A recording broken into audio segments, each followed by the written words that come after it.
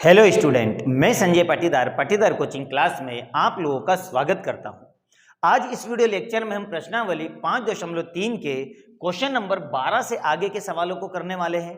इसके पहले के सवालों को हम पहले के वीडियो में कर चुके हैं। अगर आपने वो सवाल नहीं देखे हैं तो मैं इसकी लिंक आपको डिस्क्रिप्शन में दे दूंगा, वहां से जाकर आप इन वीडियो को देख सकते हैं। तो आइए अब हम करते हैं प्रश्न नंबर 12।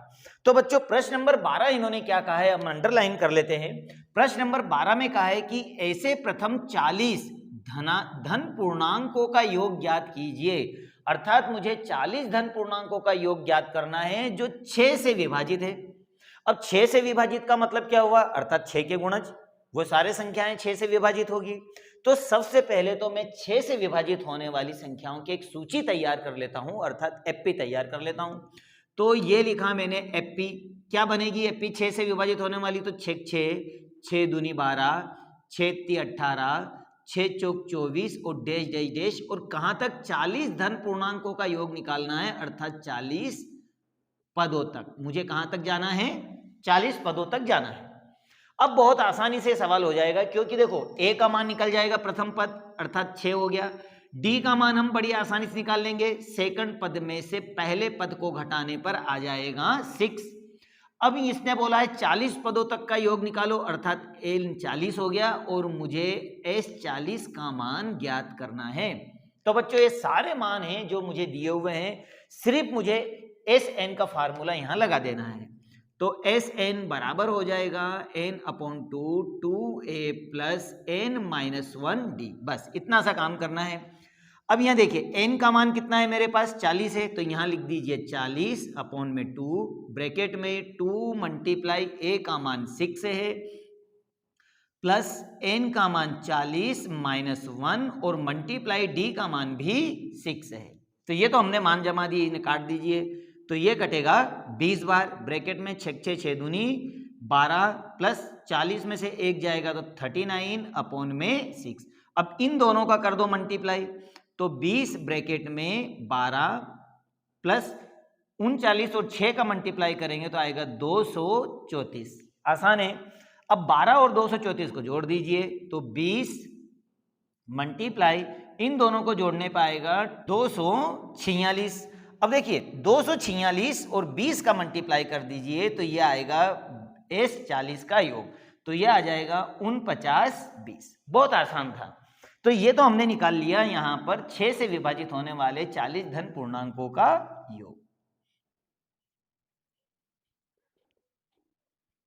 और बच्चों यही हमारा आंसर है, जो बहुत ही आसानी से हमने कर दिया। ये सवाल बोर्ड एग्जाम के लिए भी इंपॉर्टेंट है।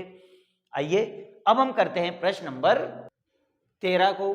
तो बच्चों प्रश्न नंबर 13 पिछले सवाल की तरह ही है, जैसे हमने पिछला सवाल किया था सेम वैसा ही प्रश्न नंबर 13 है। तो प्रश्न नंबर 13 में इन्होंने क्या कहा है, 8 के प्रथम 15 गुणजों का योग निकालिए।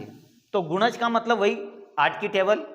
तो सबसे पहले तो 8 के गुणज लिख लीजिए, अर्थात इससे एक एपी तैयार कर लीजिए। तो 8 के गुणज क्या होंगे, 8 को 8, 8 दूनी 16, 8 तिया 24 और 8 चौक 32 और डैश डैश डैश, कितने गुणज, 15 गुणजों का योग, अर्थात 15 पदों तक। तो ये तो बच्चों मैंने एपी तैयार कर ली 15 पदों तक।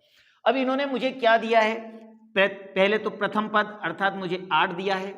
कॉमन डिफरेंस की अगर बात करें तो 8 के गुणज है, अर्थात डी का मान 8 ही होगा। अब ये बोल रहा है 15 गुणजों का योग निकालिए, अर्थात n का मान 15 हो जाएगा और मुझे s 15 का योग ज्ञात करना है। तो ये वो तो सारी चीजें जो मुझे यहां से मिल गई। अब सिर्फ मुझे फार्मूला लगाना है और बड़ी आसानी से इसको सॉल्व कर लेना है। आइए एस एन का फार्मूला लगाते हैं। तो n अपॉन 2 ब्रैकेट में 2a प्लस n-1d, n का मान 15 है, ठीक है 15 लिख लीजिए, ब्रैकेट में 2a का मान हमने 8 निकाला है प्लस n का मान 15 माइनस 1 और d का मान है 8। तो ये मैंने सारे मान यहां से देखकर जमा दिए। 15 अपॉन 2 ब्रैकेट में 8 को 8, 8 दूनी 16 प्लस 15 में से 1 जाएगा तो 14 मल्टीप्लाई 8। अब यहां पर देखिए इसको हम मल्टीप्लाई कर देंगे, 15 अपॉन 2 ब्रैकेट में 16 प्लस 14 और 8 का मल्टीप्लाई करेंगे तो ये आएगा 112 बार। ठीक है, अब इन दोनों को आपस में जोड़ दीजिए तो ये हो जाएगा 15/2 मल्टीप्लाई इन दोनों का योग होगा 128। तो ये हमने इसका योग कर दिया। अब देखो 2 से ये डिवाइड हो रहा है, चलो 2 से डिवाइड कर दे तो 15 मल्टीप्लाई 2 से डिवाइड होगा 2 × 12 और 2 चौक 8। अब यहां हमें इतना सा काम करना है कि 15 और 64 का मल्टीप्लाई कर दीजिए तो ये आएगा 960। तो S 15 बराबर हो जाएगा 960। तो मैं कह सकता हूं यहां पर कि 8 के प्रथम 15 गुणजों का योग होगा 960। और यही बच्चों हमारा आंसर है। यह भी सवाल बहुत ही ज्यादा इजी था लेकिन बोर्ड एग्जाम के लिए इंपॉर्टेंट था। आइए इसी तरह अब हम करते हैं प्रश्न नंबर 14 को। तो बच्चों देखिए प्रश्न नंबर 14 में क्या कहा है। यह सवाल भी बहुत इजी है, बस थोड़ा सा समझने की जरूरत है। तो प्रश्न नंबर 14 में इन्होंने कहा है कि 0 और 50 के बीच की विषम संख्याओं का योग निकालना है। अर्थात मुझे 0 से लगाकर तो 50 के बीच की विषम संख्याओं का योग ज्ञात करना है। अब विषम संख्याएं क्या? तो विषम संख्याएं वे संख्याएं होती है जो 2 से डिवाइड ना हो। अब जैसे उदाहरण के लिए विषम संख्याओं की बात करें तो 1, 2 सम हो गई 3, 4 सम हो गई 5, 6 सम हो गई 7। तो ये विषम संख्याएं हैं। और कहां तक जाना है मुझे? 50 पद, लेकिन 50 तो सम है, अब लेना इसी के अंदर है। तो मैं यहाँ 50 से 1 कम कर देता हूं अर्थात 49। तो इस तरह से मेरे पास में 0 से लगा के तो 50 के बीच की विषम संख्याओं की एक एफपी तैयार हो जाएगी। अब बड़ी आसानी से मैं इसके बीच का योग निकाल लूंगा, सिर्फ n निकाल के। देखिए कैसे, पहले तो मैं एफपी तैयार कर लेता हूं। तो एफपी बराबर क्या हो जाएगी विषम संख्याओं की? 0 से 50 के बीच में 1, फिर हो जाएगा 3, फिर 5, 7 और डैश डैश डैश कहां तक जाएगा? ये 50 पद, 50 से कम अर्थात विषम संख्याएं हो जाएगी 49 तक। तो ये 49 मेरा अब आखिरी टर्म्स आ गया, एफपी का आखिरी पद। तो यहां पर इन्होंने मुझे क्या क्या दिया है आइए हम लिख लेते हैं। तो सबसे पहले एफपी का प्रथम पद, तो प्रथम पद 1 हो गया। अब डी की अगर बात करें तो सेकंड पद में से पहले पद को घटा दीजिए अर्थात 2 आ गया। अंतिम पद उन्होंने दिया है ए एन, या मैं इसको एल भी ले सकता हूं क्योंकि ये अंतिम पद है, 49 दिया है। अब यहां मुझे ज्ञात क्या करना है? इनके बीच में कितने पद हो रहे हैं उन पदों का योग निकालना है। अर्थात आपको यहां पर 2 चीजें ज्ञात करना होगी। एक, आपको सबसे पहले एन निकालना होगा और फिर एस एन का सूत्र लगाना होगा। तो सबसे पहले मुझे एन कहां से निकलेगा? चलो अब देखें हम एन कहां से निकाल सकते हैं। तो एन निकाल सकते हैं हम ये अंतिम पद से। हम यहां ए एन का फार्मूला लगा लेते हैं। तो ए एन बराबर हो जाएगा ए प्लस एन माइनस 1 डी। चलिए अब जो मान यहां पर रख दीजिए, ए एन कितना है? 49, ठीक है। ए का मान कितना है हमारे पास? 1 प्लस एन हमें ज्ञात करना है और डी का मान हमने निकाला है 2, ठीक। ये वैल्यू रख दी। एक का पक्षांतरण कर दो तो 49 माइनस 1 और n माइनस 1 मल्टीप्लाई 2 यहाँ मल्टीप्लाई हो रहा है, यहाँ डिवाइड हो जाएगा। इन दोनों को घटा दीजिए तो 48/2 बराबर हो गया n माइनस 1। दोनों कट रहे, 2 दूनी 4 और 2 चौक 8। इसको इधर लाओगे तो ये माइनस से हो गया प्लस में। 24 में 1 जोड़ोगे तो n का मान हो गया 25। देखो बड़ी आसानी से हमने n का मान निकाल लिया। इसका मतलब ये हुआ कि 0 से लगा के तो 50 के बीच में विषम संख्याओं के जो पद है वो 25 है। अर्थात अब मुझे 25 पदों तक का योग निकालना है। आइए हम सूत्र लगा देते हैं। तो यहां मैं लगा देता हूं एस एन का फार्मूला। तो n/2 ब्रैकेट में a plus L, last term वाला फार्मूला लगाऊंगा बच्चों में यहां पे। मगर क्यों? क्योंकि अंतिम पद इन्होंने मुझे दिया है जो ए एन भी हो सकता है और लास्ट टर्म भी हो सकता है। तो हम सिंपल सा फार्मूला लगाएंगे, ठीक है। अब जो जो इन्होंने दिया है देखिए, n का मान हमने 25 निकाला है, ओके 25। a का मान हमारे पास 1 है, ठीक है। और लास्ट टर्म्स हमारे पास 49 है। आसान है। अब देखिए 25 मल्टीप्लाई 49 में 1 जोड़ दो तो कितना हो जाएगा? 50 और 50 से ये दोनों को काट दिए तो 25। अब 25 से 25 का जब मल्टीप्लाई करेंगे तो ये आएगा 625। आसान था। तो मैं कह सकता हूं कि 0 और 50 के बीच विषम संख्याओं का योग होगा 625।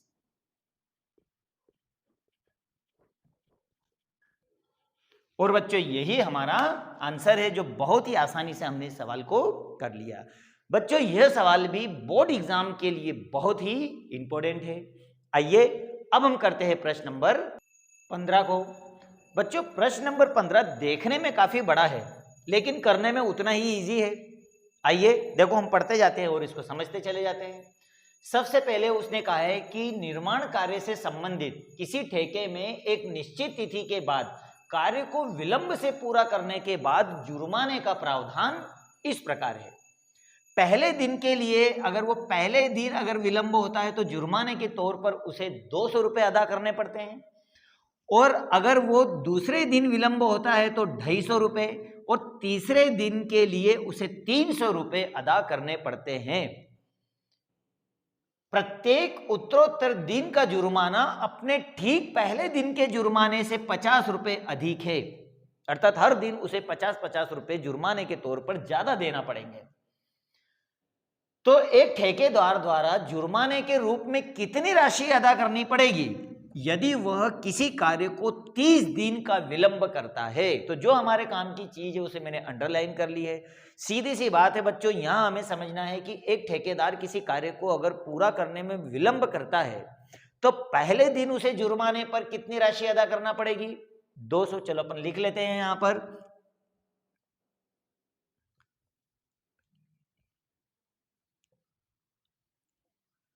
तो पहले दिन का जुर्माना कितना है? 200। उसी तरह से दूसरे दिन का जुर्माना कितना हो जाएगा? 250 लिखा है उन्होंने, ये रहा 250। और तीसरे दिन का जुर्माना हो जाएगा 300 रुपये। और इस तरह से उत्तरोत्तर 50 रुपये वृद्धि होती चली जाती है इसमें। देखिए तो ये हमारा डी हो गया, ये हमारी एफपी हो गई। और ये कितने दिन का विलंब कर रहा है? 30 दिन का, अर्थात 30 पदों तक चले जाओ तो ये देखो प्राप्त सूची से एफपी मिल जाएगी हमको। पहले दिन का जुर्माना 200, दूसरे दिन का 250, ठीक है, तीसरे दिन का 300 और डैश डैश डैश कहां तक? 30 दिनों तक, 30 दिनों तक। ओके, अब यहां पर जुर्माने की जो राशि है 50 रुपये पर बढ़ रही है। इसका मतलब देखिए ए का मान तो 200 हो गया और डी का मान हो जाएगा 50।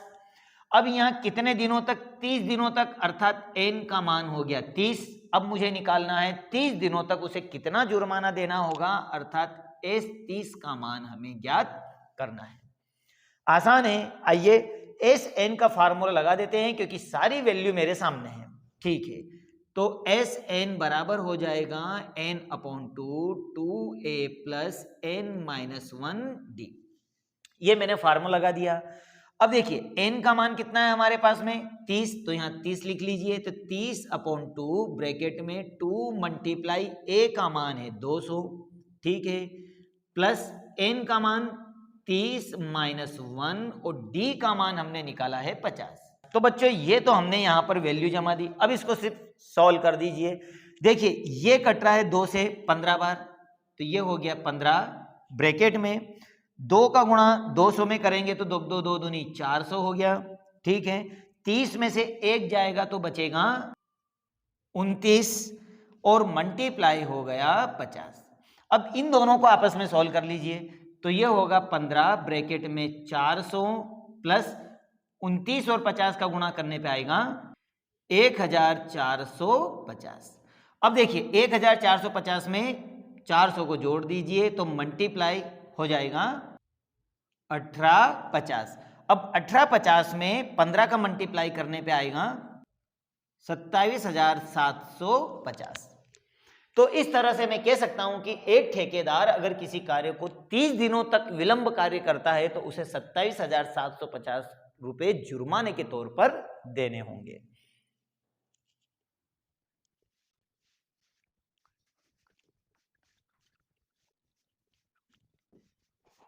और यही हमारा आंसर है। तो बच्चों सवाल चाहे बड़ा है लेकिन सारे मान उसने दिए हुए हैं, सवाल कोई कठिन नहीं है। तो आइए ठीक इसी प्रकार से अब हम करते हैं प्रश्न नंबर 16 को।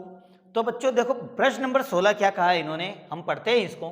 तो प्रश्न नंबर 16 में इन्होंने कहा है कि किसी स्कूल के विद्यार्थियों को उसके समग्र शैक्षणिक प्रदर्शन के लिए 7 नगद पुरस्कार देने के लिए कितने रुपए अदा किए जा रहे हैं? 700 रुपए की राशि रखी गई है। तो ये 700 रुपए तो क्या हो गए हमारे SN हो गया, और 7 नगद पुरस्कार है, इसका मतलब है S7 हो गया। ठीक है, यदि प्रत्येक पुरस्कार अपने से ठीक पहले के पुरस्कार से 20 रुपए कम है, अगर पहले पुरस्कार से द्वितीय पुरस्कार को 20 रुपए कम मिल रहे हैं और ऐसे 20-20 रुपए कम मिलेंगे, तो प्रत्येक पुरस्कार का मान हमें ज्ञात करना है, अर्थात 7 पुरस्कारों का हमें मान ज्ञात करना है। तो आइए इसे हम कैसे करेंगे। तो देखो बच्चों, यहां सबसे पहले तो मैं मान लूंगा कि प्रथम पुरस्कार की राशि कितनी है, तो मैं A रुपए मान लेता हूं कि माना,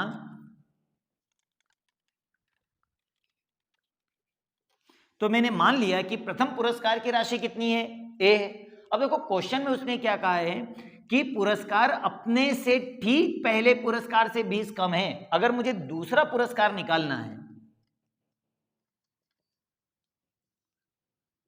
तो दूसरे पुरस्कार की राशि कितनी हो जाएगी, पहले वाले पुरस्कार से 20 रुपए कम, अर्थात A माइनस 20 रुपए। अगर मुझे तीसरी राशि निकालना है तो तीसरा पुरस्कार ज्ञात करने के लिए ठीक दूसरे पुरस्कार से 20 रुपए कम, अर्थात A माइनस 20 अर्थात A माइनस 40। तो ये मेरे तीनों पुरस्कार आ गए, और यही क्रम कब तक चला जाएगा, 7 पदों तक। अब यहां पर देखिए, यहां पर इससे मुझे एक प्राप्त सूची हो रही है, तो प्राप्त सूची क्या हो जाएगी आपके पास, A माइनस 20 और A माइनस 40, और ये कहां तक जाएगी, 7 नगद पुरस्कार दे रहा है इसलिए 7 पदों तक। अब देखो टोटल पुरस्कार की राशि कितनी रखी गई है, 700 रुपए। तो मुझे मालूम है कि यहां पर S7 हमारा 700 रुपए है, ये तो याद रखना हमें। तो एपी का प्रथम पद तो A ही होगा। कॉमन डिफरेंस की अगर बात करूं मैं D की, तो D का मान हो जाएगा A2 में से A1 को घटा दो, अर्थात A माइनस 20 में से A को घटाने पर आ जाएगा माइनस 20। तो ये ध्यान रखना कि इस बार हमारे पास जो D का मान आया है वो आया है माइनस 20, A का मान A है। अब यहां देखिए, इन्होंने 700 नगद पुरस्कार का मान कहा है, अर्थात S7 इसने मुझे दिया है 700, जिसमें N का मान है 7। सारे मान हैं। अगर मुझे A पता लग जाए कि A का मान क्या है तो मैं 7 पुरस्कारों को निकाल सकता हूं। तो इसलिए मैं यहां लगाऊंगा SN का फार्मूला, तो N/2 2A plus N minus 1D। आइए फार्मूले में मान लगा दें। तो SN का मान तो इन्होंने 700 रुपए दिया है, ओके। N का मान 7 है अपॉन में 2, और 2 मल्टीप्लाई A का मान A ही है, ठीक है। N का मान 7 माइनस 1, और D का मान हमारे पास में है माइनस 20। तो ये तो जो मैंने वैल्यू निकाली सब यहाँ पुट कर दी।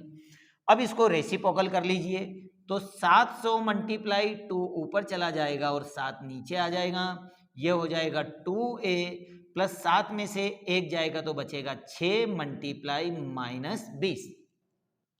अब देखिए यहां से हम ब्रैकेट को सॉल्व कर लेते हैं, इस जगह से यहां से, और 7 से इसको डिवाइड कर दें तो ये कट जाएगा 100 बार, ठीक है। मल्टीप्लाई में बच गया 2 बराबर। अब देखिए यहां पर ये हो गया 2A, और ये दोनों आपस में मल्टीप्लाई करेंगे तो प्लस माइनस माइनस 6 6 6 दूनी 12, अर्थात 120। अब यहां पर 120 का मैं इधर पक्षांतरण कर देता हूं, क्योंकि माइनस में इधर आके किसमें हो जाएगा, प्लस में, और इन दोनों का मल्टीप्लाई, तो ये हो गया 200 प्लस 120 बराबर हो गया 2A। अब ये दोनों आपस में जुड़ रहे हैं तो ये हो जाएगा 320, और यह मल्टीप्लाई हो रहा है तो ये हो गया डिवाइड, तो अर्थात A का मान आ जाएगा 2 1 कम 2 और 2 छंग 12, अर्थात 160। तो ये निकाल लिया हमने A का मान। अब यहां से हमारा सवाल हो जाएगा। अब इसने क्या बोला है, इसने बोला है कि आप उस 7 पुरस्कारों को, प्रत्येक पुरस्कार का मान ज्ञात कीजिए, अर्थात मुझे A का मान तो मैंने निकाल ही लिया 160। अब मुझे A2 का मान निकालना है, तो A2 का मान क्या करेंगे, प्रथम पद में कॉमन डिफरेंस को जोड़ दो, ठीक है ना, तो हमारा A2 आ जाएगा, अर्थात A1 में कॉमन डिफरेंस को जोड़ दो। तो A1 कितना है हमारे पास 160, और प्लस डी का मान कितना है -20, तो इन दोनों को सॉल्व करने पे आएगा 140। तो मैं कह सकता हूं कि A2 का मान हो गया 140। चलो A3 निकालो, तो A3 का मान जो मेरा पहला पद है 140, उसमें कॉमन डिफरेंस को जोड़ दो अर्थात -20। अब 140 में से 20 को घटाओगे तो ये बचेगा 120। ठीक, अब A3 निकालना है तो इस वाले पद में कॉमन डिफरेंस को जोड़ दो, तो ये हो गया 120 प्लस -20 और दोनों को घटाएंगे तो आएगा 100। उसी तरह से A5 निकाल लो, तो A5 का मान आएगा 100 में से कॉमन डिफरेंस को घटा दो, तो इस तरह से आपके पास में आ जाएगा 80। और A6 80 में से कॉमन डिफरेंस को घटा दो, तो इस तरह से आ जाएगा 60। और लास्ट टर्म्स A7 अर्थात अंतिम पद में से कॉमन डिफरेंस को घटा दो, तो यह आ जाएगा 40। तो इस तरह से मेरे पास में सातों पदों की प्राप्त सूची आ गई। तो मैं कह सकता हूं कि पुरस्कार का क्रम